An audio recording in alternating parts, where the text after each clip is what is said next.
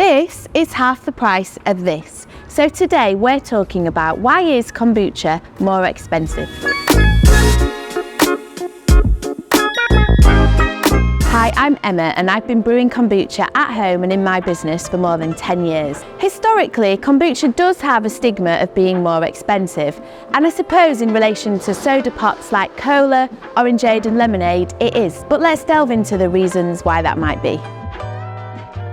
So let's talk about ingredients.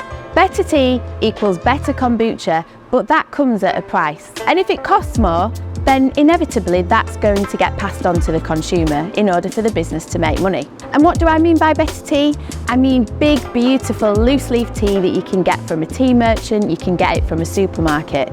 The opposite of the dust that you get in a cheap tea bags, but beautiful loose leaf tea, big leaves with maximum extraction, maximum flavour. That's going to give you the best quality kombucha.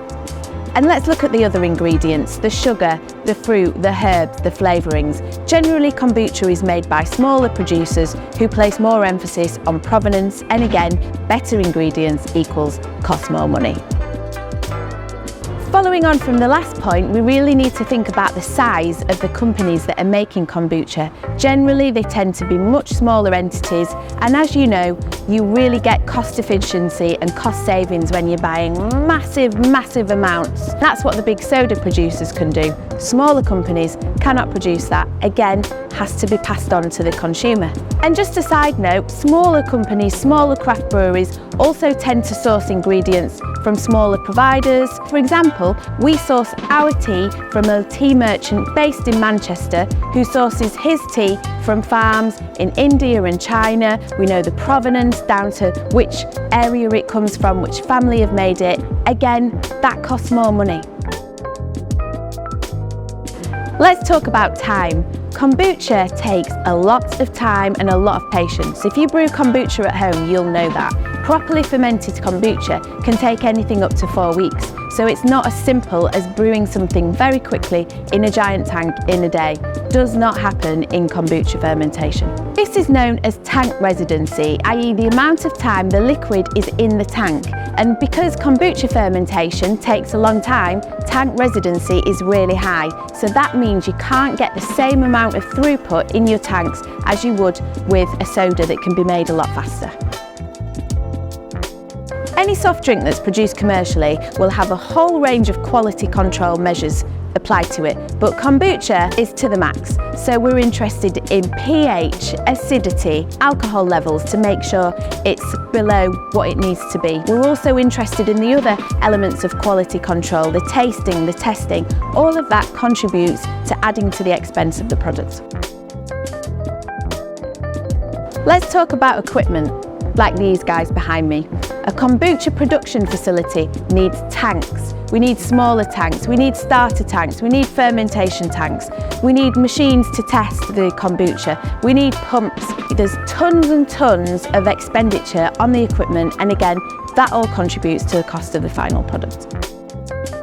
Then we've also got to think about energy. So anybody who brews kombucha at home knows that for the fermentation to go properly, you need to have tanks that are a little bit warm, and that's got to be controlled by energy. And then when you're carbonating the kombucha, you need to crash cool the tanks so that you can carbonate. So this constant fluctuation of temperatures and energy levels contributes to the final cost.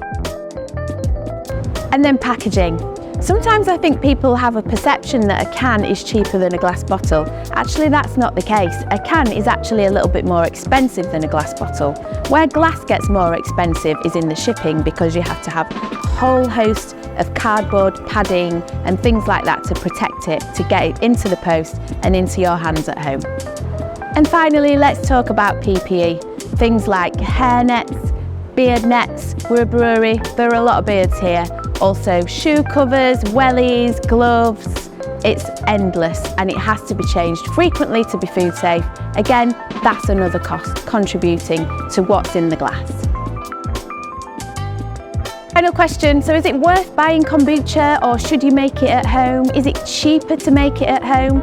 To be honest, if you make it at some scale at home, then it probably is cheaper. I say this even though I own a kombucha brewery. The best kombucha you can drink is the stuff that you make at home. It's like any food and drink. However, there are a ton of amazing commercial kombucha breweries right here in the UK who are striving to produce you a drink that is the best value it can possibly be, the best quality, gorgeous flavours, gorgeous diversity of taste, of complexity. So go out there, I urge you, make it yourself and give your local or other UK-based kombucha brewery a try, and you'll see actually it's worth every single penny.